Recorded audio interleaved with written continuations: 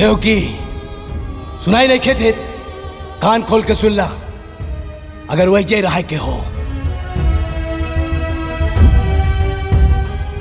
तो तहरा के अपन मांग के सिंदूर पोछे के पड़ी।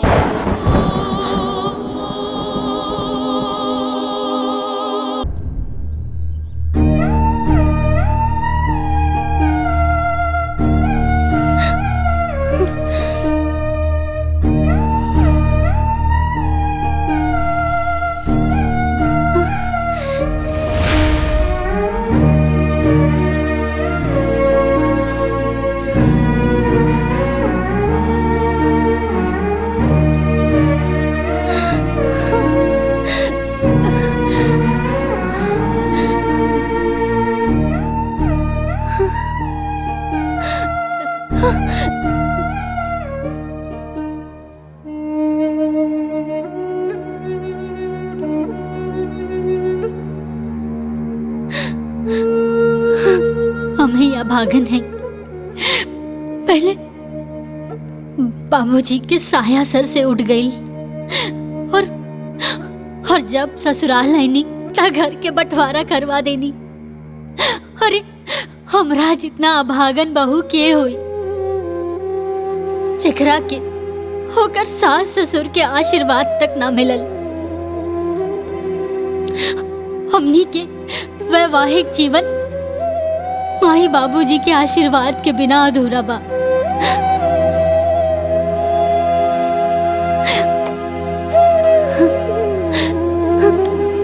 तू अपन दिल छोटा मत करा। बाबूजी गुस्सा में होवन और माई एक दिन उनकरा के जरूर मना लेहन। और ई रात रोए का ना है, ये हमनी की जिंदगी का नया शुरुआत है।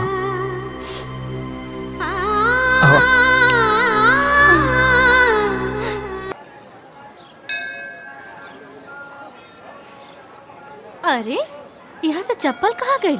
लौकत ना चप्पल? हमरो चप्पल नहीं खे लौकत। अरे हमरो चप्पल नहीं खे लौकत। पता ना चप्पलवा कहाँ चल गई। माई तो अनिल लोग के चप्पल यहाँ बा।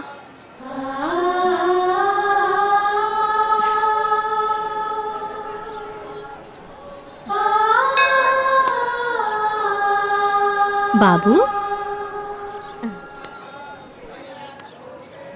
इला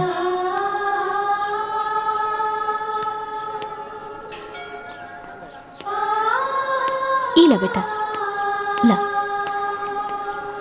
ई होला।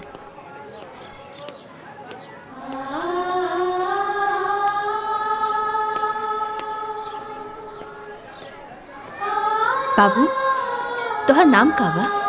कहाँ रहेला? हम बतावत हई। अनाथ हा बेचारा। पैदा होते एकरा के केहू वटवृक्ष के नीचे छोड़ गईल रहे।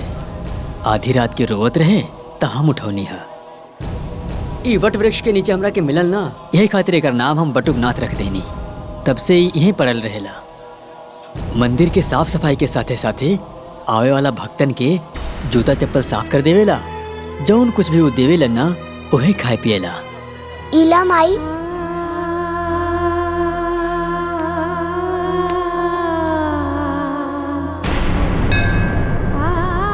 बेटा तू हमरा के माई कहला। हमार बेटा बनबा, हमरे साथ घरे चलबा।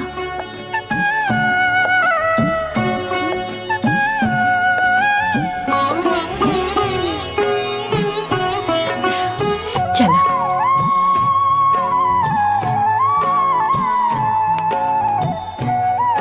आवा।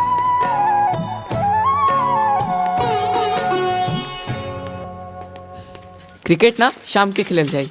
हाँ वहाँ ऐसे छक्का मारी है। हाँ ठीक बा। अरे नलायको, कहाँ से घूम के आवत तारा लोग? वो गार्डन। अरे हम जज हई। अरे पढ़ लिख के कम से कम नायब तहसीलदार तो बन जा लोग। हैं? गांव में हमार थोड़ बहुत तो इज्जत बची रही। ये देखा कपड़ा गंदा कर लेला लोग। कहाँ खेलत रहला? अरे लइकन के डांटल छोड़ी और हैली प्रसाद ले ली। तू बोला।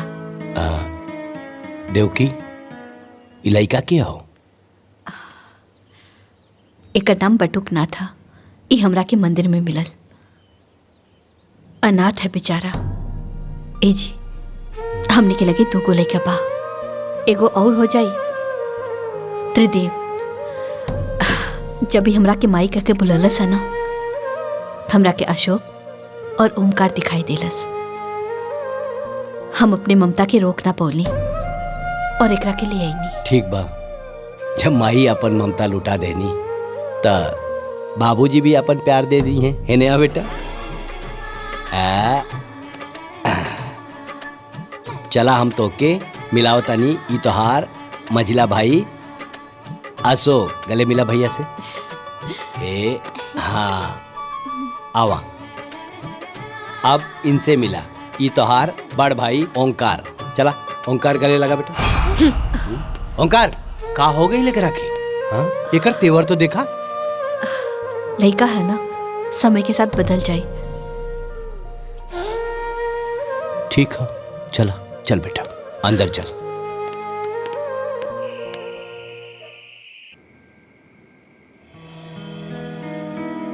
माई टनी रोटी दो ना। माई तरकारी द। हाँ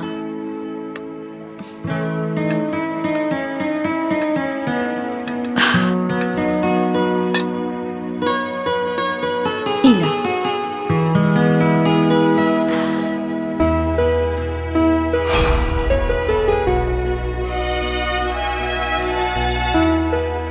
माई टनी गुलाब जामुन दो ना। माई एगो हमरो के दी है। हमू के द। एक तू ले ला, आधा तू ला और आधा तू ला।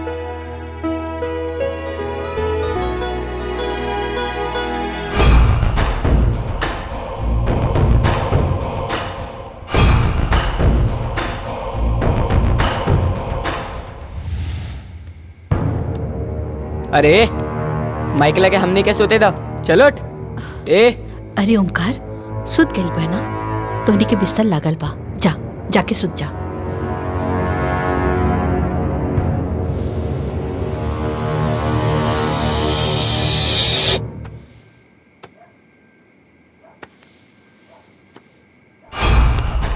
जब से ही आई बा हमनी के कुछ ना कुछ छीनता। पहले गुलाब जामुन छीनलस, फिर माई के कोरा। काल तई हमनी के जमीन जायदाद घर द्वार सब छीन सकेला। ई हम ना होके देव, कब्बो ना होके देव।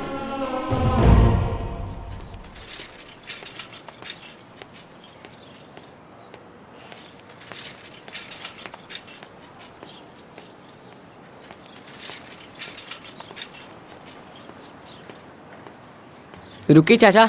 हाँ रुकी। हाँ चल उतर। तोर ठिकाना आ गइल बा, अब हमनी के साथे एक कदम भी आगे मत बढ़ाइए। चली चाचा। हम हूँ स्कूल चलम। माई गुस्सा करी। भैया ऐसा मत करो। हम अशोक के भाई हई, अशोक हमार भाई। ते ना दोबारा हमनी के भैया मत कहिए और हमनी के साथे मत आवा। चली चाचा। हम ना हटब। लागत आते ऐसे ना मानबे। हम माई के बात मानब, बस माई के। हम स्कूल जाए तो स्कूल जाए। बार बार हमनी के माई के अपन माई कहता रे। अरे हमार माई कोनो मंदिर के प्रसाद नहीं खे।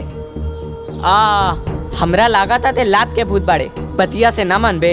हाँ अरे भैया ये छोड़ तू बच्चा। अपन काम करा। अरे भैया मत मारो भैया।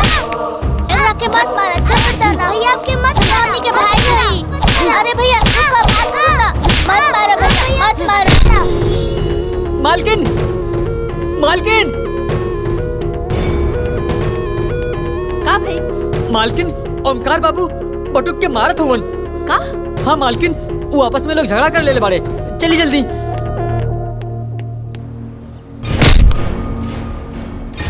बटुक बिटवा, कुरुक्षेत्र में अर्जुन के उपदेश देत समय भगवान श्री कृष्ण कहले, हे पार्थ, धर्म युद्ध में जौन तोहरा सामने खड़ा बाड़े इमे से न कोनो तोहार भाई है न कोनो गुरु, सब शत्रु बड़े। युद्ध करा, युद्ध करा, युद्ध करा।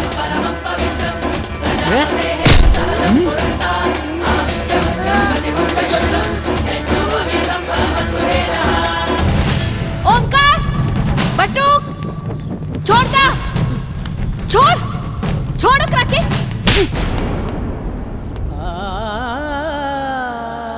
तो के सगा से प्यारा ही पराया हो गई। अरे नहीं बेटा, तू अभी छोट पड़ा ना, यही से हमार बात नहीं समझत तारा। रुका,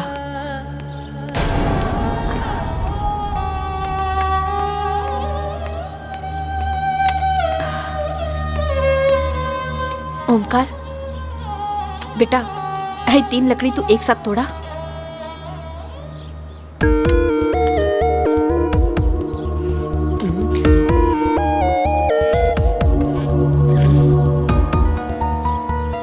नहीं टूटत।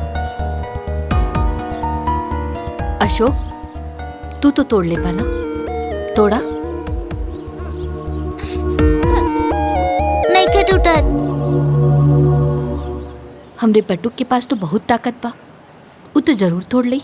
ला, तोड़ा, तोड़ा।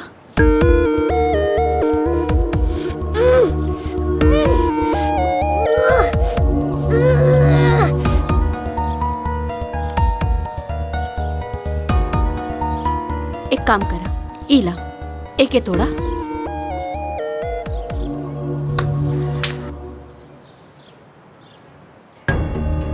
तू तोड़ा।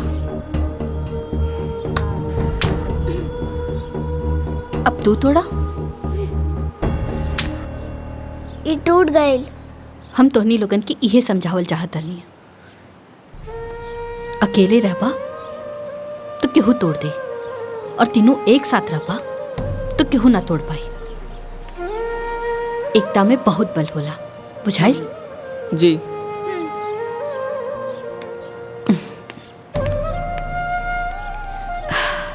इकरा के पहचान ली रहुआ लोग? अरे ई हमार सबसे छोटा और दुलरुआ बेटा बटुकनाथ। यहाँ के तो जरूर पहचान गई हो खब। एकदम सही, ई हमें हमार पति परमेश्वर। जय माँ, जय माँ, जय जय माँ, जय माँ, जय माँ, जय जय।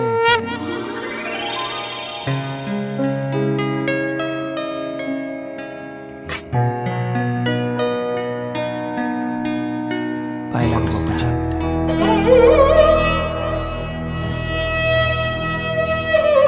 खुश रहो। बात ध्यान रहे।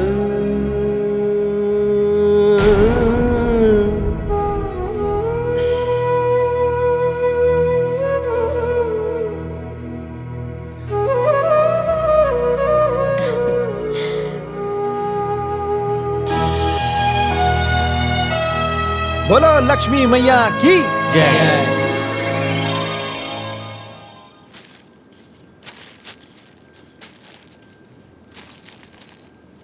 बटुक, ए बटुक। हाँ माई, बोला का कहा तारू? हाय देखा ना, ये सीधा पिसान ना पंडित जी खातिर बांध देने वाली। हाय ले जा करके ना दे दिया। ठीक बा। अरे अरे रुका रुका, अब का भइल? ई देखा ना, पैसा देवल तो भूल गई रहती। हाँ इला, इहो दे दिया, और पंडित जी के जोड़ लगा के ना आशीर्वाद जरूर लिहा। काहे से कि संत महात्मा के आशीर्वाद से ना दुख मुसीबत सब दूर हो जाला, और वैसे भी उ तुहार जीवन दाता बाड़े। ठीक बा, हम आशीर्वाद जरूर लिहब, भूलब ना।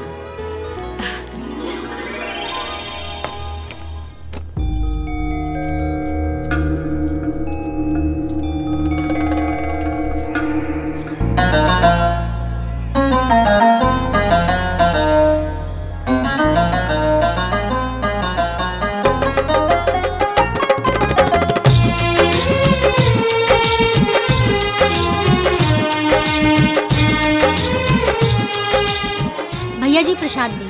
हाँ दे दे। कितना भाई? 250 रुपया। 250 रुपया? अरे एकदम मंदिर में लूट मचोले बाड़ा।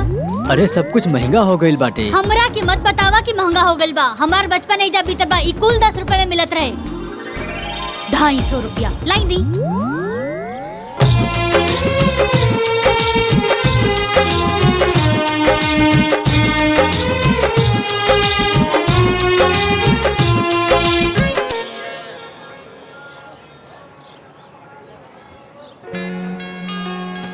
पाँव लागत बानी पंडित जी, आशीर्वाद बनैले रहब। खूब खुश रहा बेटा, ईश्वर करे तू हमेशा खुश रहा।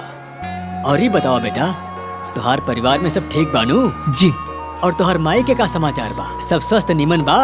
अरे वो एकदम बढ़िया बाड़ी, उहे तो हमके यहाँ भेजले हैं। और रउआ खातिर ई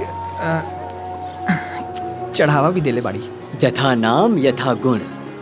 तुहार माई त देवी बाड़ी बेटा, वो हमेशा सब केहू के ख्याल रखेली। ईश्वर उनका के हमेशा खुशहाल रखे।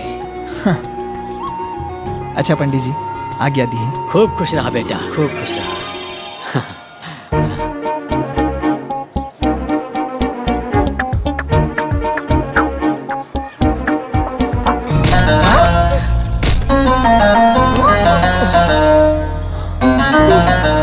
अरे आंधर बाड़ा का, हाँ दिखाई नहीं देत, हमार सब प्रसाद गिरा देला। अब हम का चढ़ाए भगवान जी के? अब देखत का बाड़ा, मदद करा। न जाने कहाँ से आ जाला लोग, हाँ, हमार हाँ? पागल।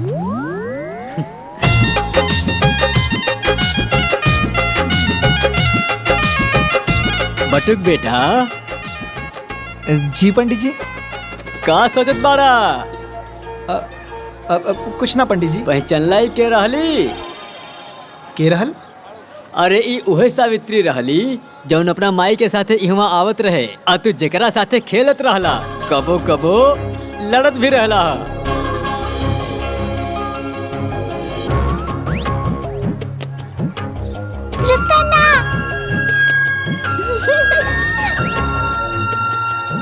सावित्री बेटा, का करा तारू?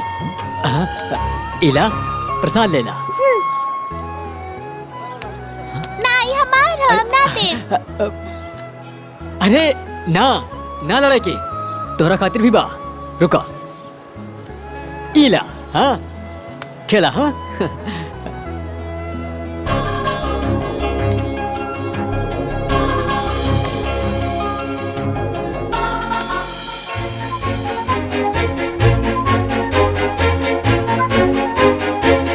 सावित्री? हाँ।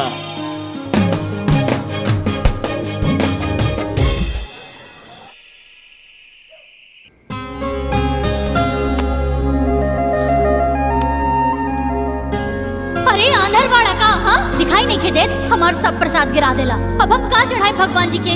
अब देखत का बाड़ा, मदद करा। अरे एकदम मंदिर में लूट मचोले बाड़ा। हमरा की मत बतावा कि महंगा हो गइल बा। हमार बचपन एजा बीतल बा, ई कुल 10 रुपए में मिलत रहे।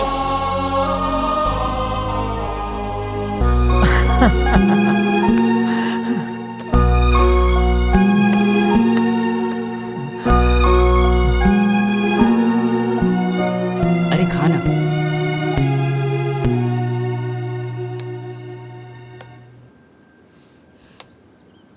बटू, नाश्ता हो गया तुहार? हाँ। अच्छा ते काम करा ना, तू ना मंदिर चल जा। काहे से कि तुहार बाबूजी ना अपना दोस्त हरिशंकर जी के यहाँ जाए से पहले हमरा से कह के गइल बाड़े। आज मंदिर में सामूहिक विवाह है ना, तो ओहिजा कोनो चीज के कमी ना होके के चाहिए। और हाँ, हमरा तरफ से ना हर एक जोड़ा के एक एक लिफाफा दे दिया। ठीक बा माई, अभी जाता नहीं।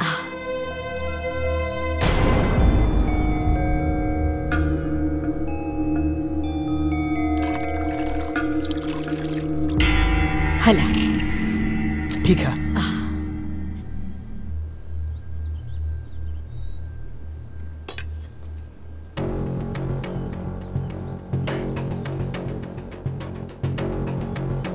हमनी के का देखत नहीं जा? माई हर काम बटुक से काहे कहेली? अपन सगा बेटा से तो कबो कुछ ना कहेली। घर के सगरी काम नौकर करेलन, मालिक ना। बाकी जेठ जी, हमरा तो लागता कि रवा लोग नौकर बानी और मालिक।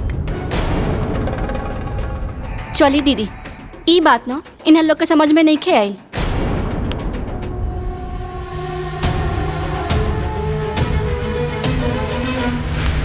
जायदा तू खाना खाना। पंडित जी, बाकी सब दूल्हा दुल्हन तो आ गइल बा लोग। पूजा की विधि की व्यवस्था हो गइल बा। और कुछ कमी बेसी होए तो रवा देख लिया, कोनो कमी न रहे के चाहिए। जाए जाए। हाँ, बाकी सारा लोग आगे ला। पाए लागत बानी पंडित जी। खूब खुश रहा बटुक बेटा। भगवान करे तोरा जीवन में आनंद ही आनंद होके। सब बढ़िया सब ई लिही पंडित जी। ई कहा? ई हमार माई सामूहिक विवाह में दुल्हा दुल्हन खातिर ई उपहार भेजले बाड़ी और आगाह कईनी है कि कोनो और समस्या हुई त बेझिझक कहा। अरे ना ना, एकर कोनो जरूरत नहीं खे। काहे कि सारा व्यवस्था तो गुप्ता जी कर ही देले बाड़े। कोनो चिंता की बात नहीं खे। बटुक बेटा, ये उपहार तू नौ दंपत्ति के अपन हाथ से ही दिया, बड़ा अच्छा होई। जौन आ गया पंडित जी।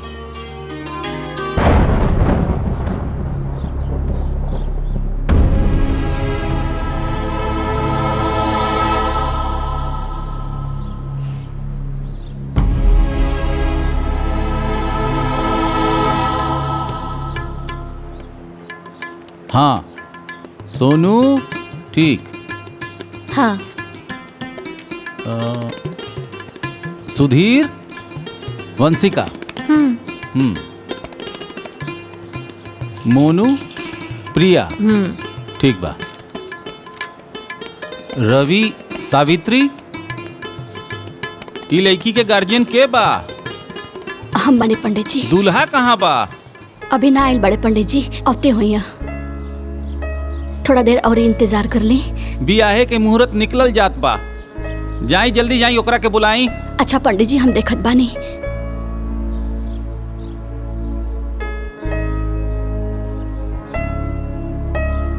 अब सब दुल्हा दुल्हन लोग बैठ जा।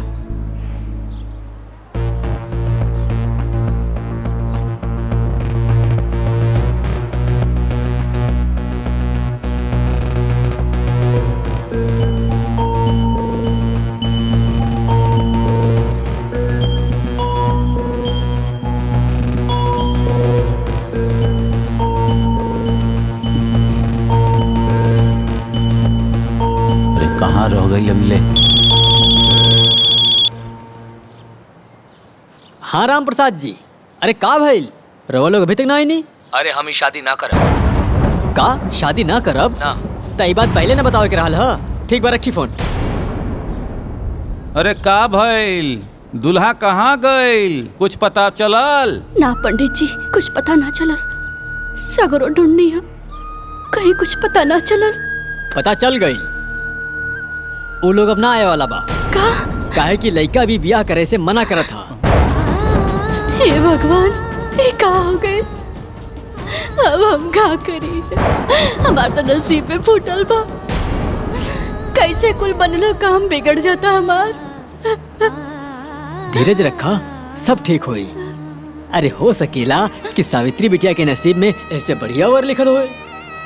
ओकरे नसीब में का बा पता ना, बाकी ओकरा के लेके ना हम के जीवन भर जरूर झेले के बा। अरे पैदा होते ही बाप के खा गई। अब लागता कि एकरे चिंता में ना हम मर जाए। ऐसे मत कहा। पता ना कौने जन्म के कर्म बिगड़ल बा पंडित जी, विपत्ति टोले के नामे नहीं केले।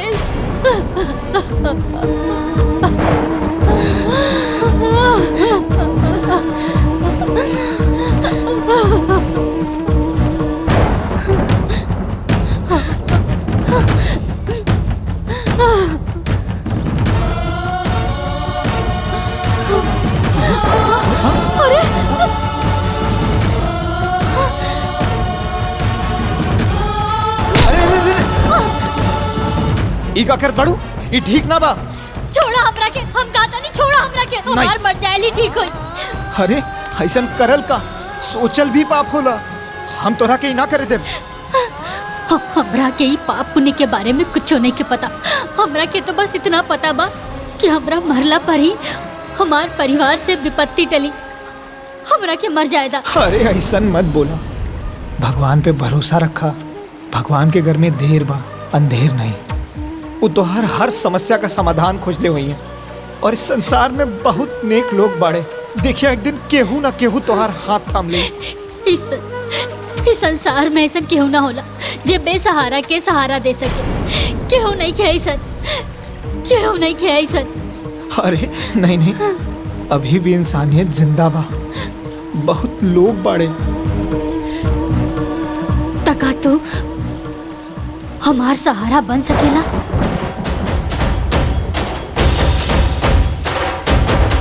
बन तो सकीला, पर बाबूजी से बस ज्ञान बाटल अलग बात था और उहे ज्ञान के पालन कईल अलग बात। रुका, हम बनब तोहार सहारा, हम निभाए जीवन भर तोहार साथ।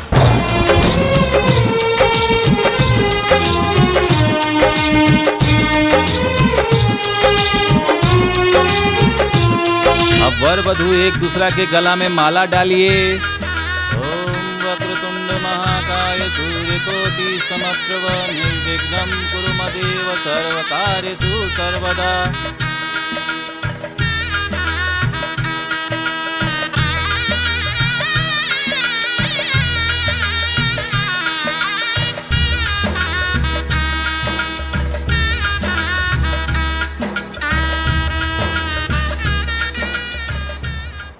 चल निकाल 1 रुपया बरीचा।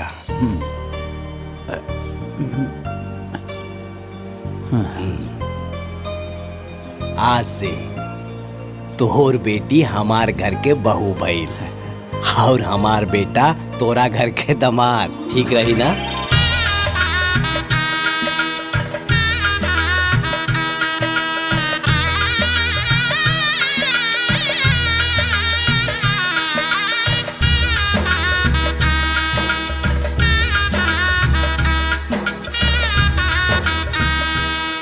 लेकिन एक बार बेटा से पूछ तो लेता। अरे हरिशंकर हमार दोस्त, तारा के पता नहीं के बाप के वचन बटुक खातिर शपथ के समान हो। एक बार बटुक के सांस टूट जाई, लेकिन वो अपना बाबूजी के वचन न टूटे दी। हमार बेटा बटुक कौना भी लड़की के मांग में सिंदूर भरी तो वो तोर लड़की होगी। ये हमार वादा हो दोस्त, वादा।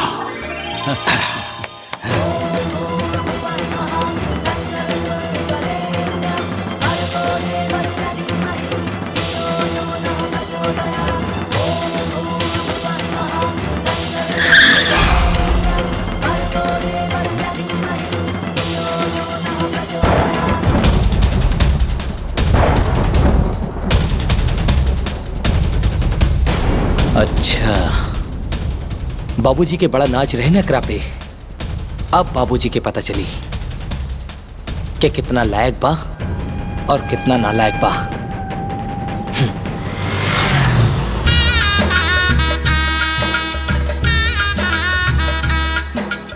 हे भगवान, तुहार लाख लाख शुक्र हा।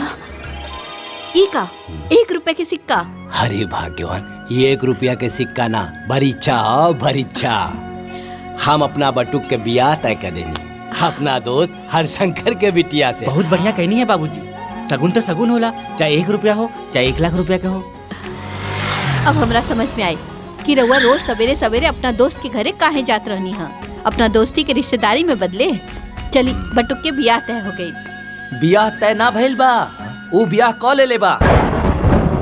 उहो सामूहिक विवाह मंदिर में। हे ओंकार, ये का बकवास करत आ रहे थे? अरे हमार बटू कैसे ना कर सकेला? अरे ते बचपने से ओकरा से जले ले, यही खातिर इस तरह बात करत आ रहे। अरे हमार बटू बिना हमरा से पूछ ले, बिना हमार आज्ञा ले ले शादी कैसे?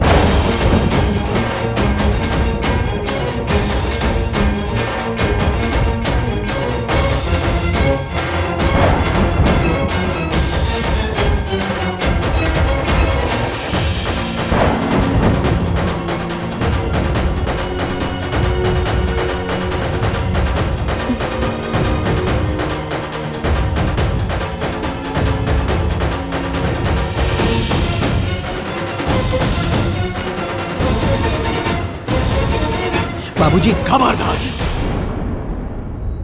हमार पैर छुए की जरूरत नहीं की। देख ले लू देव की, आखिर पराया खून अपन रंग दिखाई देलस। अगर हमार बेटा होखत तो बिना हमरा आज्ञा के एकरा से बियाह करत। एकरा वजह से हमार वचन टूट गए। आखिर हम का मुंह दिखाई अपना दोस्त हरिशंकर के। कितना इज्जत रहे गांव समाज में बाबूजी के, आज पगड़ी उतर गई ना। अरे ई कोनो बियाह ह, ना बाजा ना गाजा ना बाराती ना घराती। सही कहा तारू नैना, इतना बड़ कांड के क्या आइल बा, लेकिन माई एकरा के एक शब्द ना बोली है। आज तो हर माई ना हम बोला, हमार फैसला हुई। देवकी एकरा के अपन बेटा बना के घर लाइल बिया, तो एकरा के पूरा हक मिली, घर जमीन जायदाद सब में एकरा के तीसरा हिस्सा मिली, लेकिन ना मिली तो हमार आशीर्वाद। नहीं बाबूजी नहीं, हमके तो बस माई बाबूजी के आशीर्वाद चाहिए। ये सब कुछ ना चाहिए, बस माई के और आपके आशीर्वाद।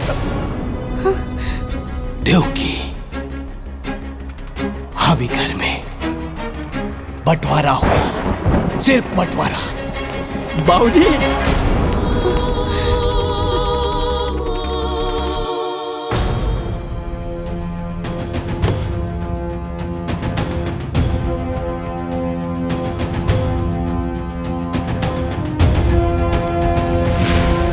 देवकी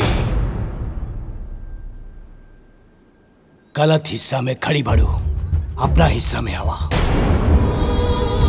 सुनाई नहीं के देत देवकी, सुनाई नहीं के देत, कान खोल के सुन ला। अगर वही जे रहा के हो तो तारा के अपन मांग के सिंदूर पोछे के पड़ी।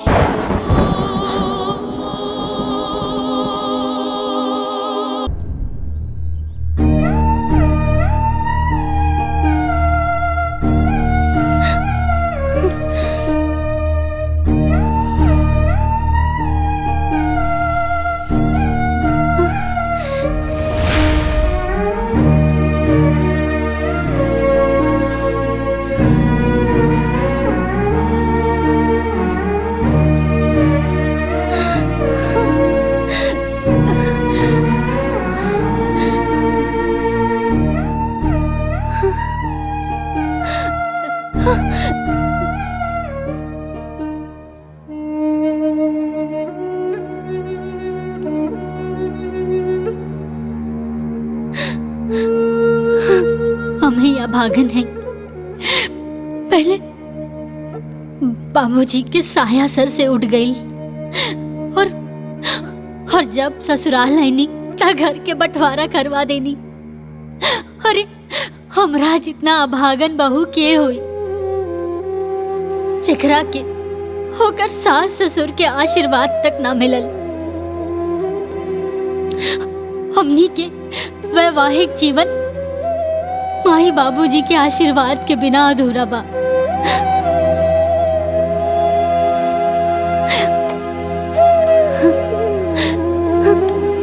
तू अपन दिल छोटा मत करा।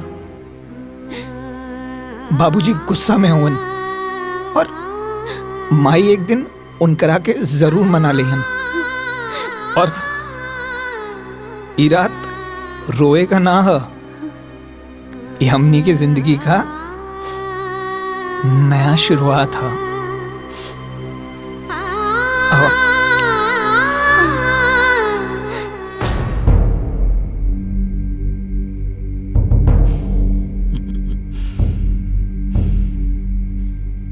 देखी सांप भी मर गई और लठियों ना टूटल। जे काम हमनी करल चाहत रहनी वो खुदे कर लेलस। बस बाबूजी जैसे ओके अपना दिल से बाहर निकाल दिले ना, वैसे एक घर से बाहर निकाल देती तो इस सगरी जमीन और जायदाद, एक घर और द्वार हमनी दोनों भाइयन के हो जात। अरे टेंशन मत ली अंगूर खाई। अरे खाई ना, और वक्त के इंतजार करी, वो एक दिन जरूर आई। काहे कि माया नाम हवे हमार, और माया के माया अपरंपार होला।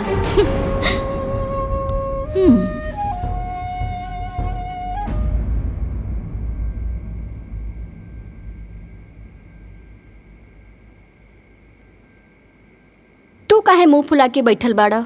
नैना, आज जौन घर में भइल वो अच्छा ना भइल। बाबूजी के बट्टू के माफ कर देवे के चाहत रहे। आज माई के त्रिदेव खंड खंड हो गई। एकदम दिमाग में गोबर भरल बा का? त्रिदेव खंड खंड हो गई। और एक दिन जमीन जायदाद सब कुछ खंड खंड हो जाई। ओकर सोचा कि कैसे सब कुछ ठीक हुई। अगर कुछ कर ना सकेला तो चुपचाप सो जा। मातम मनावला के जरूरत नहीं खे।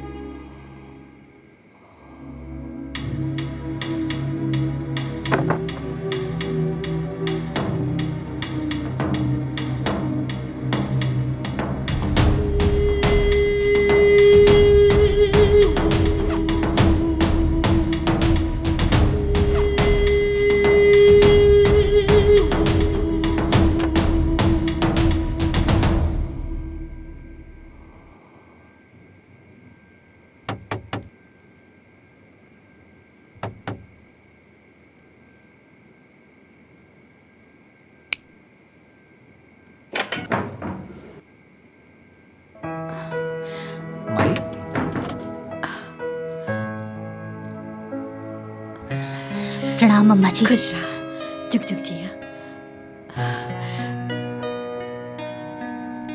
हम तोहरा के नीक ना दे पौली ना, यही से नीक लेके आइल बानी। हैला हमरा तरफ से रखला।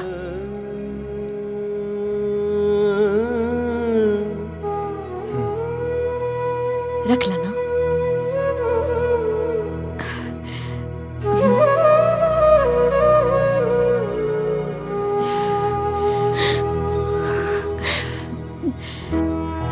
खुश रहा। हम ना सब केहू से छिप के आइल बानी। हमार बड़की पतोहिया ना अलगाव होते ही अपने मैके से नौकर बुला लेलस। एक नंबर के काम चोर पिया। काम में मन ना लागेला, बाकी सब चीज पे नजर रखेले। अच्छा हम चलतानी।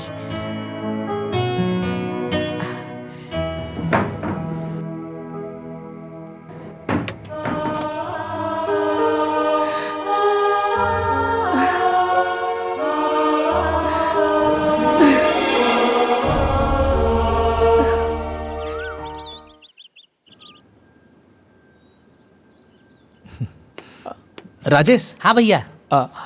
ई बाबूजी के दे दिया। ठीक बा भैया।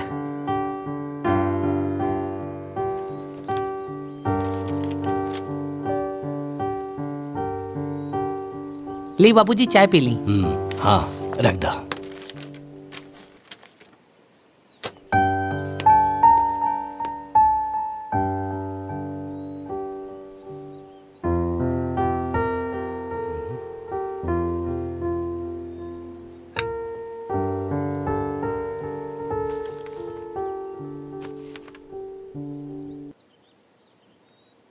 बाबूजी प्रणाम।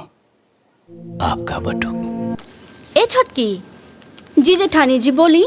जाना तारे कुछ लड़की इतना कुलच्छनी होली सन कि ससुराल जाते ही अलगवनी करा देवेली सन। मनहूस होली सन। सही कहा तनी जेठानी जी। ऐसन बहू भगवान दुश्मनों घरे ना देवे।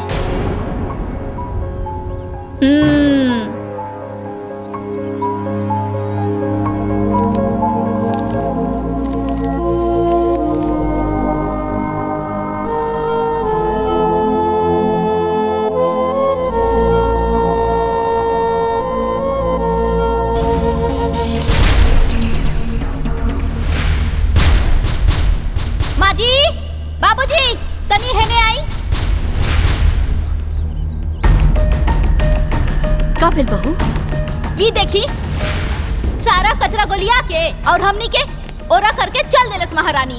बाप रे बाप, कितना पट्टेदारी निभावती अरे। सावित्री, सावित्री, का भैल जी? ये सब कहा? ये सब कचरा गुलिया के एहर कह दिलू? हम त ई सूप लेवे खातिर गइल रहनी, कूड़ा उठावे खातिर।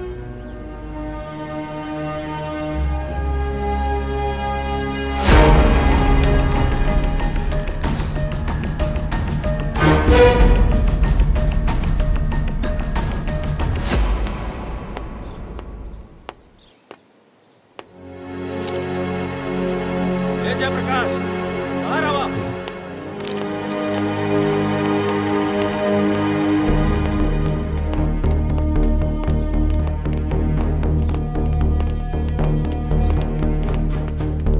इहे निभैला दोस्ती हमरे साथे। अरे पूरा गांव में थू थू होता। अमानत देले रनी तारा के, तार बेटा से हमार बेटी के बियाह करावे खातिर। अरे चुप काहे पड़ा, बोलत काहे नहीं खे? अरे कहां गई तो हर वचन?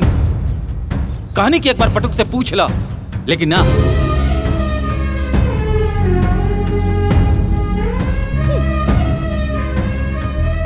जाना तरू देव की भोजी का कलश हमरा के? बटुक शपथ के समान बा। बटुक के सांस टूट सकेले, लेकिन ओकर बाप के वचन ना टूट सकेला। अरे आप का भाई गलत का नहीं का, चुप काहे पड़ा? का करी अब हम?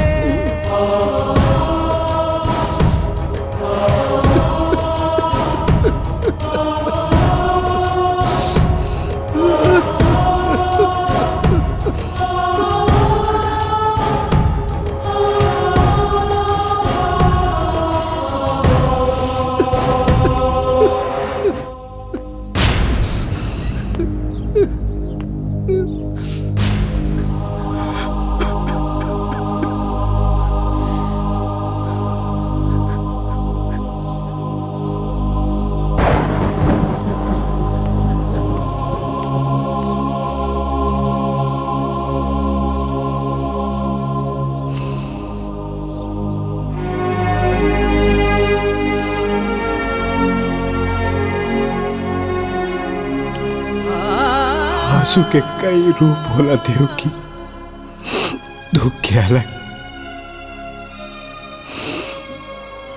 और अपमान के अलग।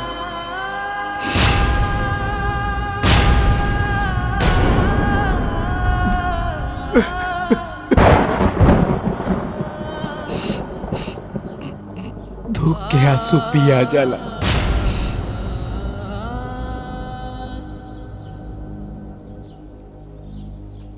अपमान के आंसू ना पियाला देव की, ना पियाला।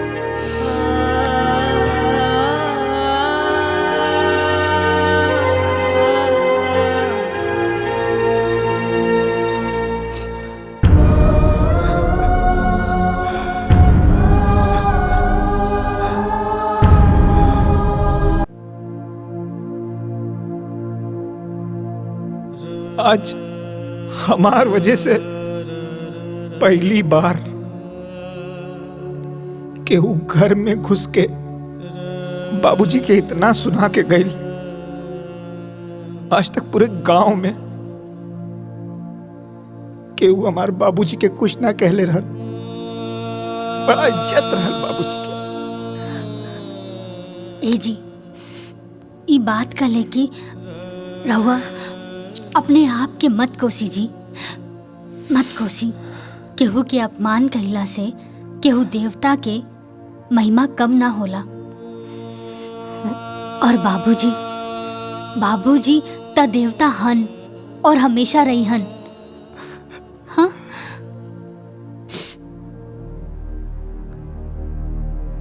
आज तो देवता के भी अपमान हो गए। हाँ देवरानी जी, ये अपमान बाबूजी के गुस्सा के आग में घी डाले के काम कैले बा। और अब बाबूजी के सीना के जरत नफरत की चिंगारी एक दिन ज्वालामुखी बन जाई। ओकरा बाद बाबूजी ओकरा के खुदे निकाल दिए घर से।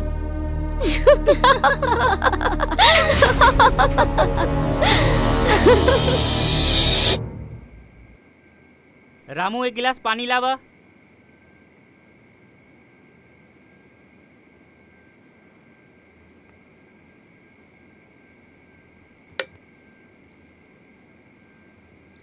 ए जी घुरहु आयल रहे, कहला सा कि कल खेत में खाद वाद डाले के बा। बटुक काल सवेरे तू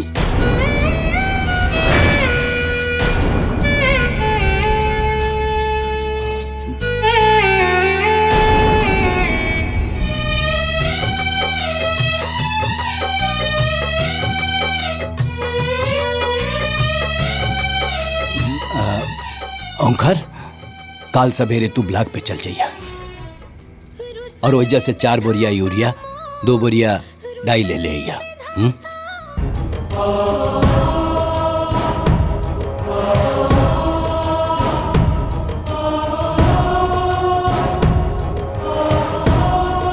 ए जी सुनी,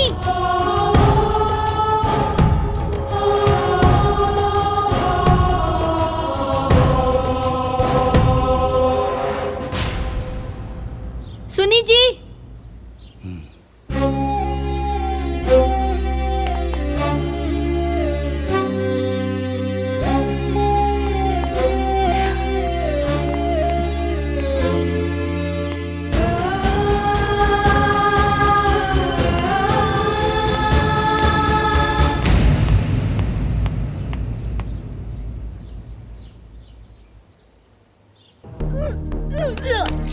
हाँ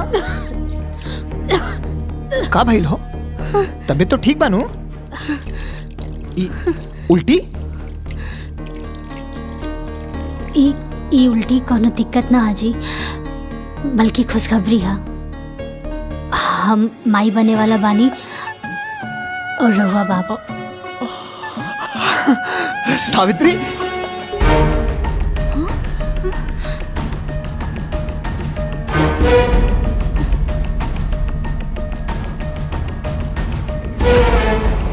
ब्याह कके पहले हमनी देवरानी जेठानी आईनी और माई पहले उकल मोही बन गई। सही कहा तनी जेठानी जी, कहीं ऐसा ना होखे कि काली पोता के मुंह देखला के बाद बाबूजी के फैसला बदल जाओ। काहे से कि मूल से ज्यादा ब्याज प्यारा होला। हमने यही तरफ बैठ के एजा मातम मनावल जाई और वो गोद भराई की खुशी मनाई। गोद भराई का सारा सामान ला दिले, फल फूल मिठाई नारियल सब आ गई। सब सामान तो आ गई, लेकिन गोद भराई के रस्म सिर्फ सामान से ना होला। गोद भराई करे वाली भी तो चाहिए। अगर माई ना आई है तो गोद भराई के रस्म पूरा कैसे हुई? अरे तू उदास मत होखा, केहू आवे चाहे ना आवे, बाकी माई जरूर आई।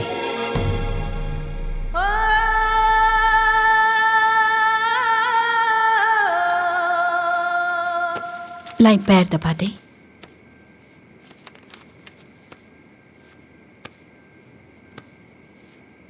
ए जी एगो बात कही। बोला। इतना साल बाद हमनी के खानदान में वंश आवे वाला बा। रउआ कहीं तो हम कल बहू की गोद भराई में जाई ना। वंश आपन होला, पराया के ना। तारा के गोद भराई में जाए के जरूरत नहीं खे, बुझाइल नो?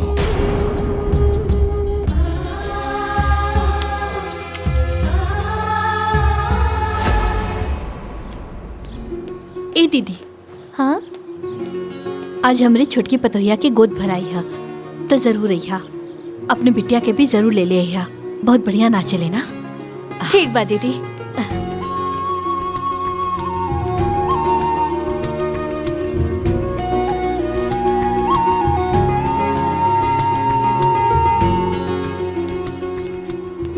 बिटिया आज ना हमने छुटकी पतोहिया के गोद भराई है तो जरूर अइहा। ठीक बा, आ जाई।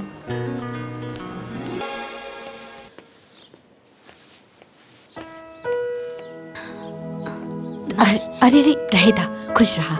अच्छा आज रात में ना चंद्र ग्रहण लगी तो ध्यान से ना अपने पेट पे गोबर लगा लिया, ठीक बा? ध्यान रखिया।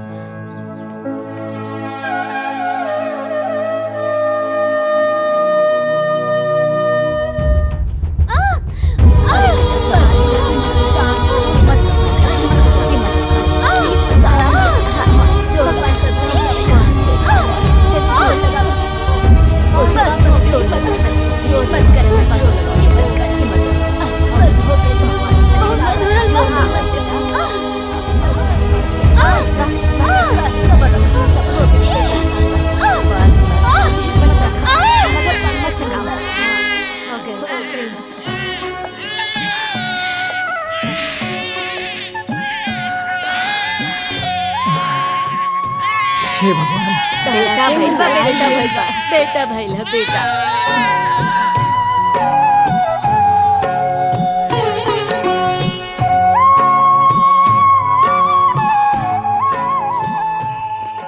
अरे भौजी, अच्छा भइल एजे भेटा गइलू। हमरे पोता के ना छठी है, ठीक बा। तो पूरा परिवार के साथ अइहा। ठीक बा, आ जाई। ठीक बा? आ जाई बा, ठीक बा।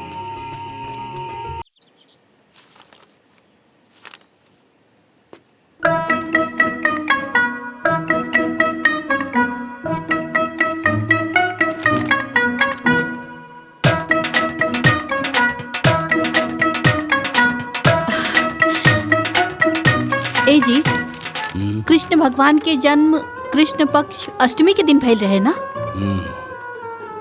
और महीना भादो के और दिन बुधवार रहे ना?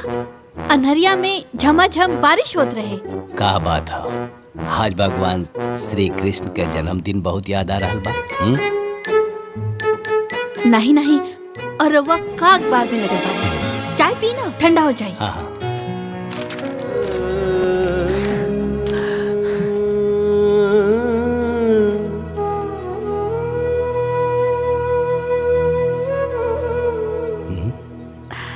का भइल, ठंडा हो गइल का चाय?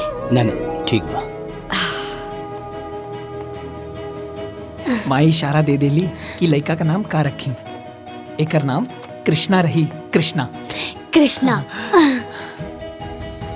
नंद घर आनंद भयो, जय कन्हैया लाल की, हाथी घोड़ा पाल की, जय कन्हैया लाल की। का भाई? हाँ कुछ नहीं।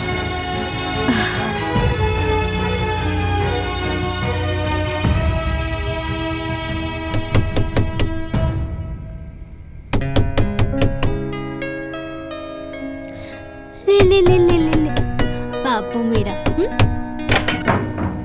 माई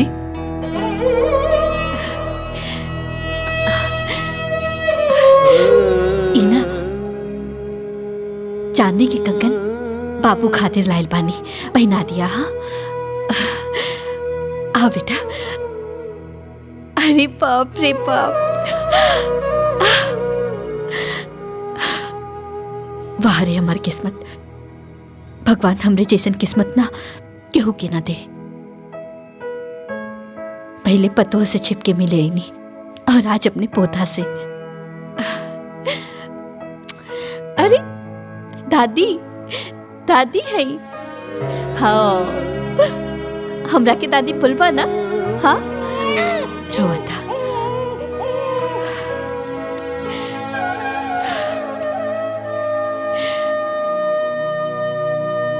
आपन ख्याल रखिया।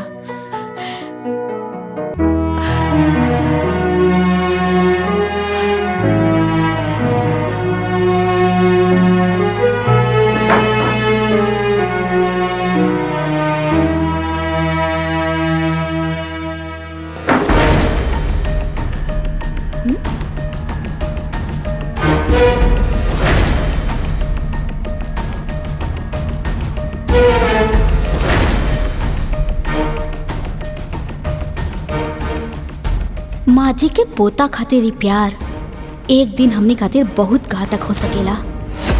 माँ जी रउआ प्यार के अमृत के बरसा बहुत कर लेनी, अब बारिश सास के ना बहू के हा।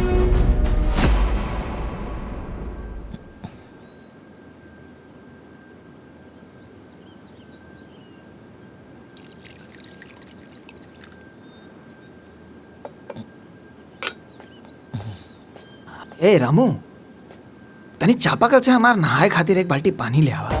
पता नहीं क्या सुबह से बहुत हाथ पिरा था।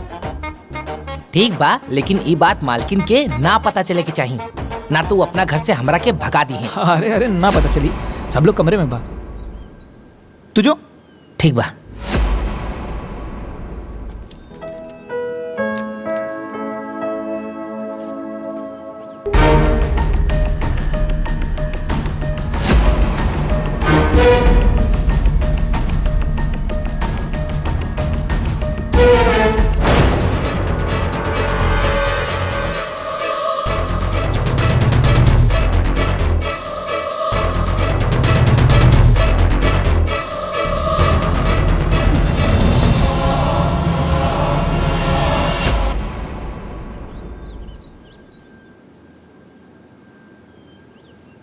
अरे ब्लॉक प्रमुख जी, रउआ हमार गांव वालन खातिर नल के व्यवस्था करा दी। हाँ ठीक बा, हम ब्लॉक पे आ जाए। हाँ जय राम जी की। ली बाबूजी चाय पी ली। अरे रामू, हाँ आज के अखबार कहाँ भाई? हमके लागता अंदर बा। जल्दी ले आवा। अच्छा।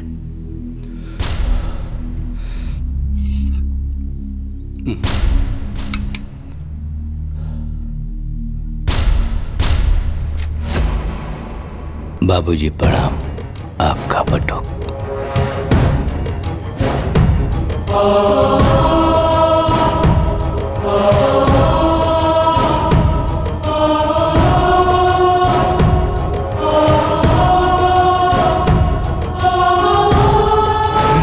का रोज रोज का ड्रामा। जय जय।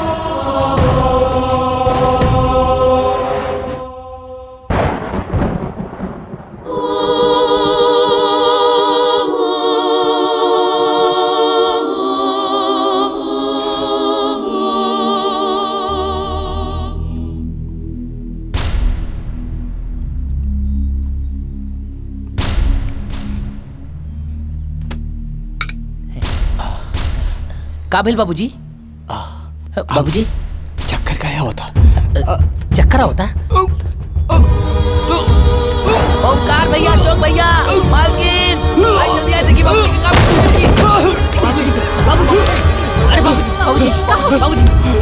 बाबूजी, मालकिन, बाबूजी, देखिए काबिल, बाबूजी। नौटंकी मत कर। हमनी के दोनों बेटा बानी जाही जा। बाबूजी के तोहरे सहारा के कोनो जरूरत नहीं है। बुझाइल? अरे चल ना, अस्पताल लेके चल ना। अशोक, अरे बोल पे ले चल बाबूजी लेके चल बे। ले चल संभाल के आराम से।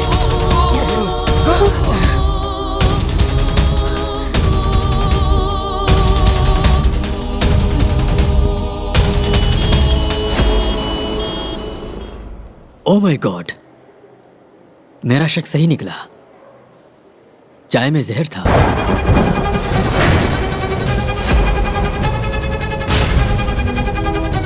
देखे, मैंने जहर को निकाल दिया है। आप बिल्कुल ठीक है, बिल्कुल ठीक है। घबराने की कोई जरूरत नहीं। आप लोग इनको घर ले जा सकते हैं। ओके? जी डॉक्टर साहब।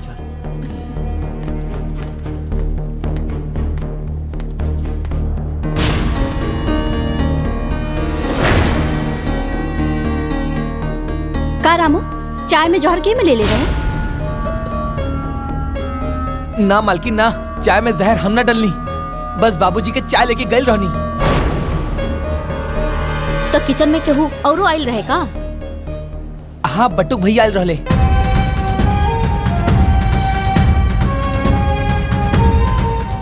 बटुक? हे भगवान, बाबूजी के चाय के ट्रे में पर्ची रखत रखत अब चाय में जहर मिला देलस। तोहार दिमाग खराब हो गइल बा कि पगला गइल बाड़ू? हमार बट्टू कैसे नहीं कर सकत। वो कुछ भी खा सकेला देवकी, कुछ भी।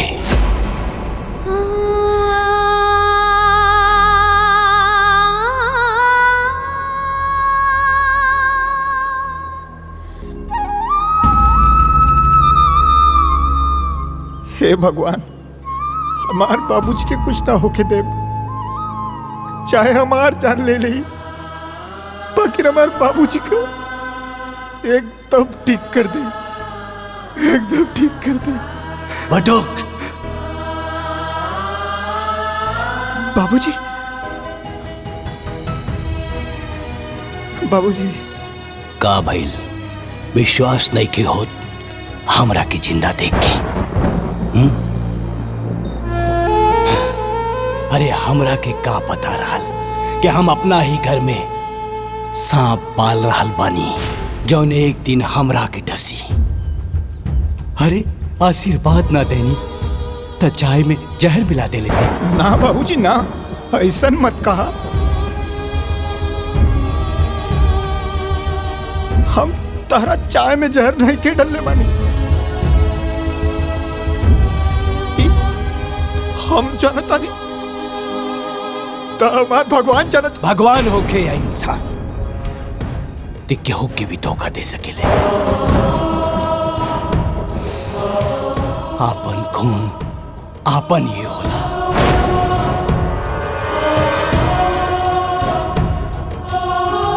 पराया खून पराया ही होला, ये आज हम जान गए नहीं। रिश्ता के अहमियत ई का समझी देव के। तू ही एकर हाथ पकड़ के घर में लायल रहलू और आज तू ही एकर हाथ पकड़ के घर से बाहर निकलबू। ये हमार फैसला हो। अरे बाबूजी, चाहे हमरा के डांट ला, चाहे हमरा के मार के घर से निकाल ला, लेकिन हमरा के माथे पर इतना बड़ा कलंक लगा के हमरा के घर से बाहर निकाला बाबूजी। हट निकाला बाबूजी। देवकी, सुनाई नहीं कि देख खड़ा रहे गजब संजोगवा होला।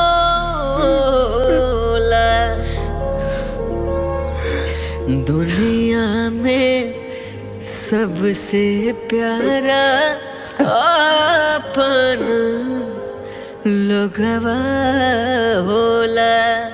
दुनिया में सबसे प्यारा अपन लोगवा होला।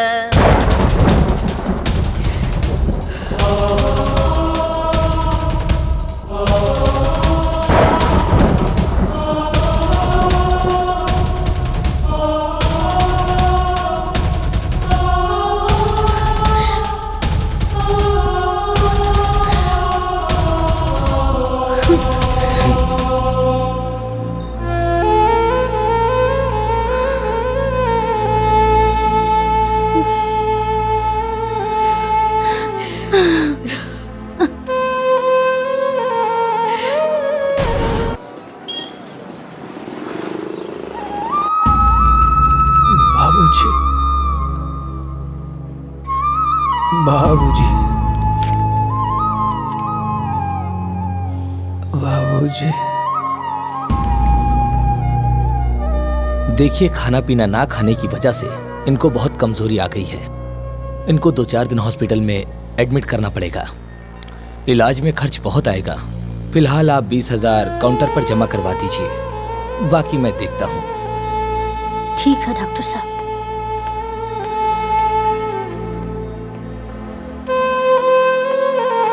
बाबूजी,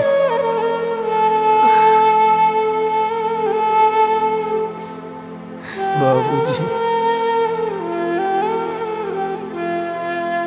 बाबूजी।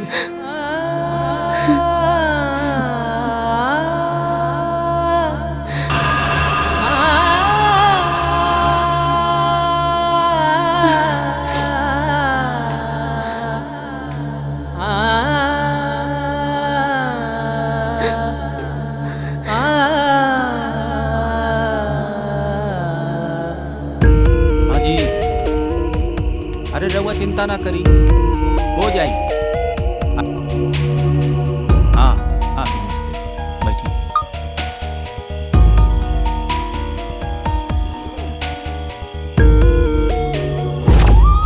हाइला हमरे तरफ से रखला।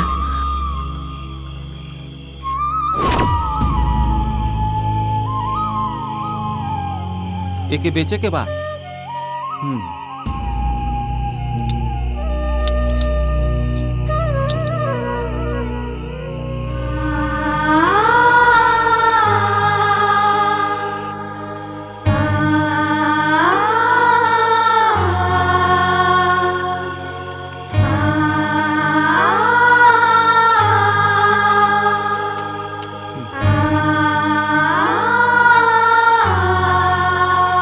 पी ली।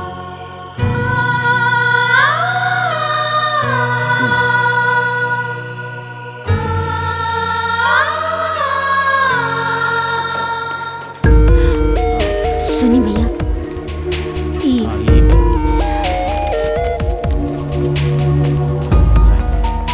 डॉक्टर साहब 20,000 जमा करे खातिर कहले रहलन।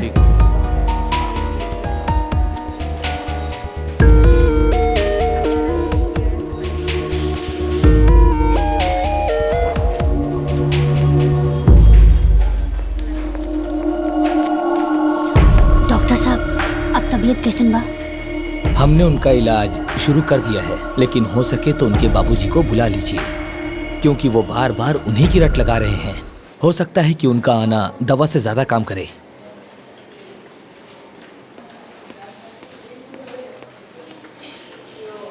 बाबूजी,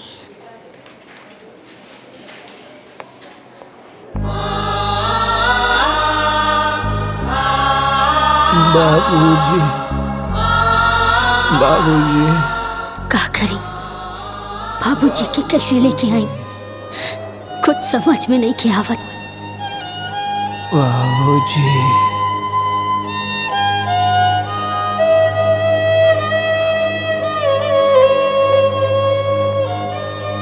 बाबूजी।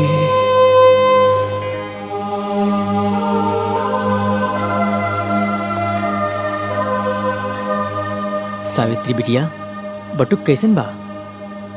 पुजारी बाबा, तनी को आराम नहीं खे, तनी को आराम नहीं खे। सावित्री बिटिया मत रोवा, हिम्मत से काम ला। कल वट सावित्री माई के व्रत बा, तूहू व्रत रखा। सावित्री माई सबके सुहाग के रक्षा करेली, तोहरो सुहाग के रक्षा उहे करी। अरे जौने वटवृक्ष के नीचे सावित्री माई के निवास बा, उहे वटवृक्ष के नीचे बटुक हमके मिलल रहे। सावित्री माई के आशीर्वाद बटुक के बचपन से ही मिलेला। जना तारू बिटिया, सावित्री माई यमराज से 3 गो वर मंगले रहली, और सबसे पहला वर अपना अंधा सास ससुर खातिर मंगले रही। अब तू होता अपन सास ससुर के पूजेलू, तब माई तोहरा के आशीर्वाद काहे न दी है बिटिया। बिटिया तू व्रत रखा, फिर देखिया सावित्री माई के ऐसा चमत्कार होई कि उनकरा के साथे साथे माई बाबू के आशीर्वाद भी बटुक बाबू के मिल जाई। हम वट सावित्री माता के व्रत जरूर रखब।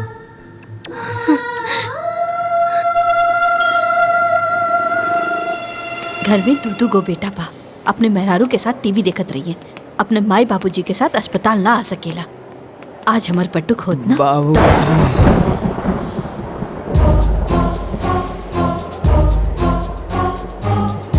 बाबूजी, हमार बटुक अस्पताल में। बाबूजी।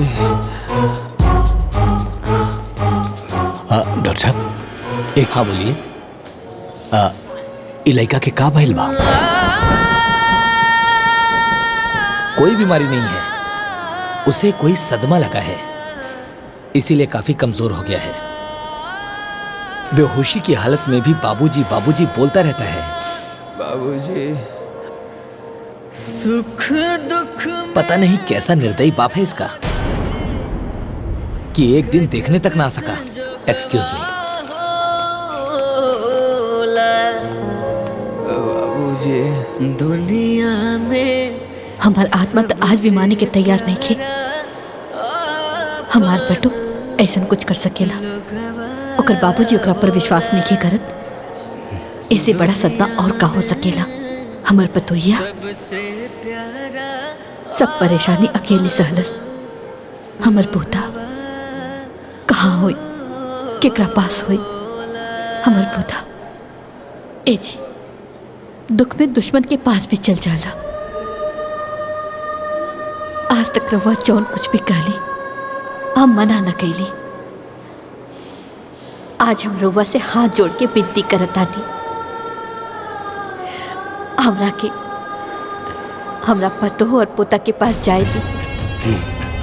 हम अपने सुहाग के क्रिया खा के कहतानी कि खाली दूर से देखब, बात न करब।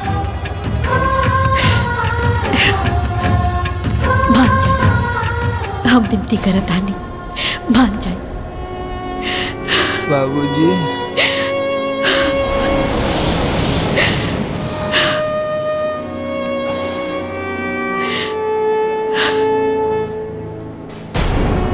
बाबूजी।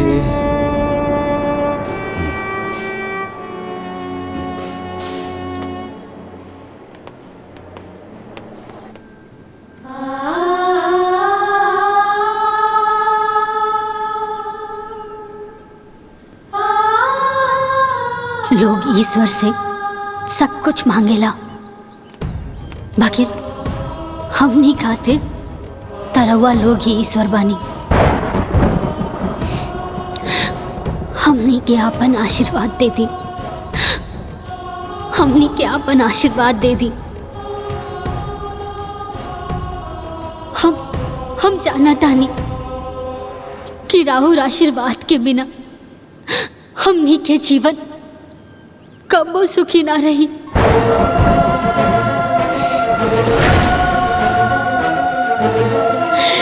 कबो सुखी ना रही।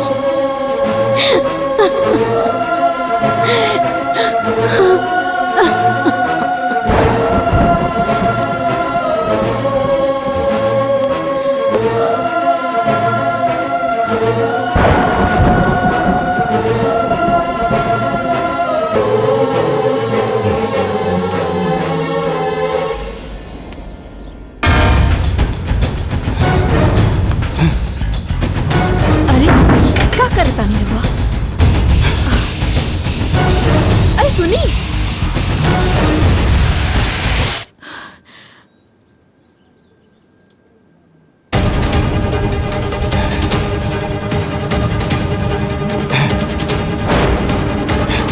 ये क्या करता है? ओंकार, अशोक। बाबूजी है आज ये घर घर ना अदालत हो, और ये अदालत में वो जहर वाली केस के फाइल खुली और बारी बारी सबके बयान लिहल जाई। अस्पताल में सांस जोड़ जोड़ के जौन लड़का जी रहल बा, हमार नाम ले रहल बा। घर में होकर पत्नी मंदिर में भगवान के जगह हमार तस्वीर लगा के पूजा कर रहल बिया। हमरा के भगवान मान ले बिया। उ लइका और ओकर पत्नी हमार जान ना ले सकेले। हमरा के पूरा यकीन हो गइल बा ये दुष्कर्म तू ही लोगन में से केहू एक कैले बा। हम 3 ले गिनती गिनब, फिर जे आरोपी होगी वो सामने आ जाए। नाता ये माचिस के तिली जला के हम पूरा घर जला दे। हमरा साथे साथे पूरा परिवार जली और मरी। एक बाबूजी ऐसा मत करिए बाबूजी। 2 3 बाबूजी रुक जाइए बाबूजी।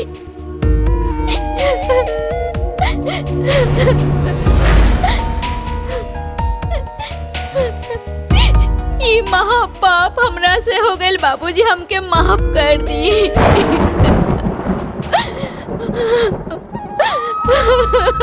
माफ कर दी।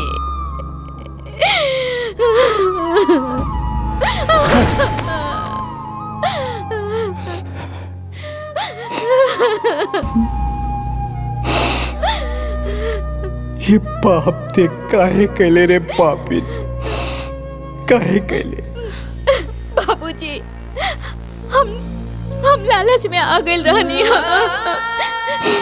हम ही ना चाहत रहनी कि घर जमीन जायदाद के 3 हिस्सा लागे।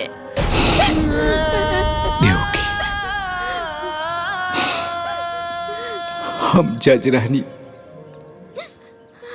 अदालत में सबूत और गवाह की रोशनी में कौनो गलत फैसला न लेनी। बाकी पता ना कैसे अपना ही घर में, अपना ही परिवार में गलत फैसला सुना देनी। अब पहले ही बहुत देर हो गई बा, अब और देर ना करी, चली। चलो अब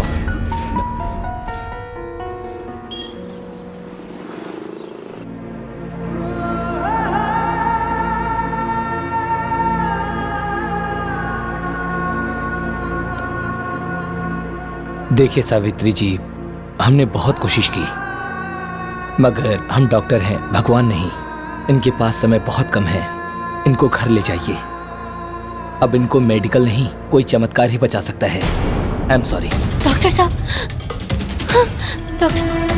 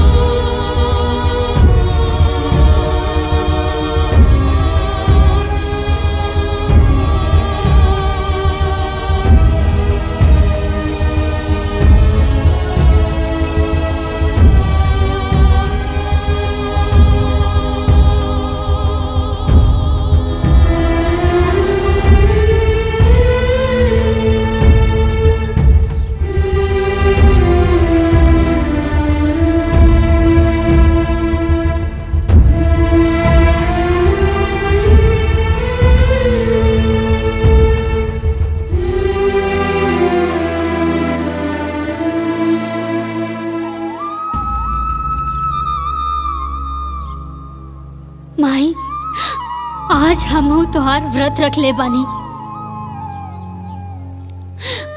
अपना पति के लंबा उम्र खातिर याद रखिए माई, अगर आज हमार सुहाग उजड़ गई तो दुनिया के कोनो भी औरत राहुल व्रत ना राखी। माई, माई तू तो चल गई यमराज के पीछे पीछे, पुत्रवती और सदा सौभाग्यवती के वर पा ले लो। आज ही सावित्री रउआ से उहे वरदान मांगतिया। आज हमार पति के प्राण बचा के हमरा के सदा सौभाग्यवती के वरदान देना माई। बाबूजी, बाबूजी, बाबूजी, बाबूजी, बाबूजी आ गए, बाबूजी आ गए।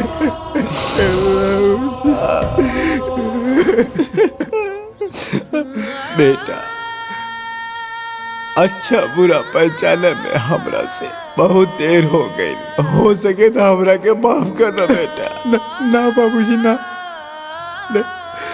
रहुआ तो हम जैसन अनाथ के नाथ हुआ। हमरा से माफी मांग के हमरा के इतना छोट मत करा बाबूजी, शर्मिंदा मत करा।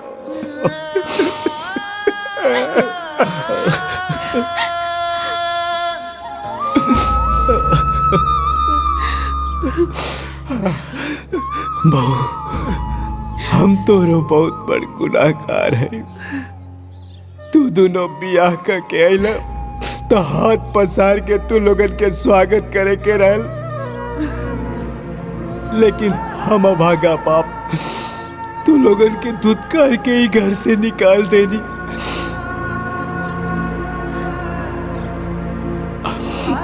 हो सके तो हमरा के माफ कर दा बहू। बाबूजी, राहुरी हाथ माफी मांगे खातिर ना, बल्कि हमेशा सदा सौभाग्यवती रहा के आशीर्वाद देवे खातिर उठे के चाहिए। आशीर्वाद दी हमरा के। खुश रह बहू, खुश रह।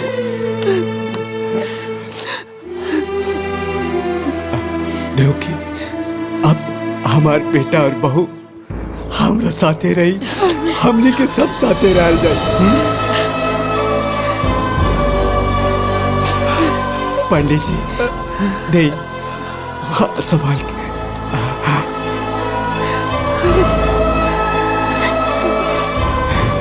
हमरा घर के चिराग। बोला वट सावित्री मैया की, वट सावित्री मैया की।